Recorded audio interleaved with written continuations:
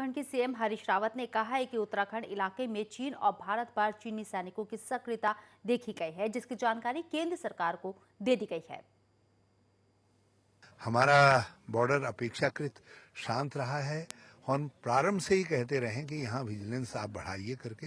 मैं समझता हूँ भारत सरकार जो आवश्यक कॉग्निजेंस लेनी है वो लेंगे।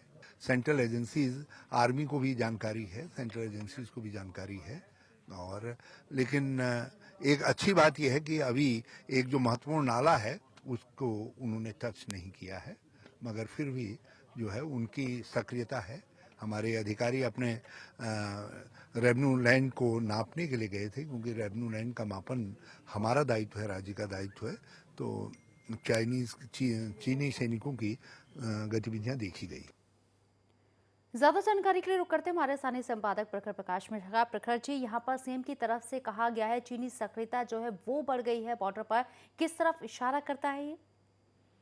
देखिए, चीन हमेशा से भारत को घेरने की कोशिश करता रहा है, चाहे वो पीओके में उसकी सक्रियता हो या उत्तराखंड चीन बॉर्डर जो भारत का हिस्सा लगता है यहाँ से, उसकी बात रही हो। क्योंकि नेपाल में भी उसकी सक्रियता है, नेपाल का भी बॉर्डर हमारे यहाँ से लगता है उत्तराखंड से, और चीन का भी बॉर्डर लगता है। तो वो हर तरफ से स्ट्रेटेजिक रूप में हमें घेरने की कोशिश कर रहा है, और ये उनकी पुरानी रणनीति रही है। हमारे अधिकारी और हमारे कुछ लोग वहाँ पे जमीन की पैमाइश करने गए थे, तब उन्होंने वहां पे देखा कि वो हमारे वाले हिस्से में सक्रिय थे। इसकी जानकारी तुरंत केंद्र सरकार को दी गई है, और केंद्र सरकार इसके ऊपर अब कार्रवाई करेगी, उचित कदम उठाएगी। और जब ऐसी चीजें होती हैं तो चीन के दूतावास से अपना विरोध जाहिर किया जाता है, और विदेश मंत्री की ये जिम्मेदारी आ जाती है। तो विदेश मंत्री इसमें सुषमा स्वराज देखेंगी, और इसके अलावा डिफेंस मिनिस्टर को भी इसकी जानकारी दी जाती है।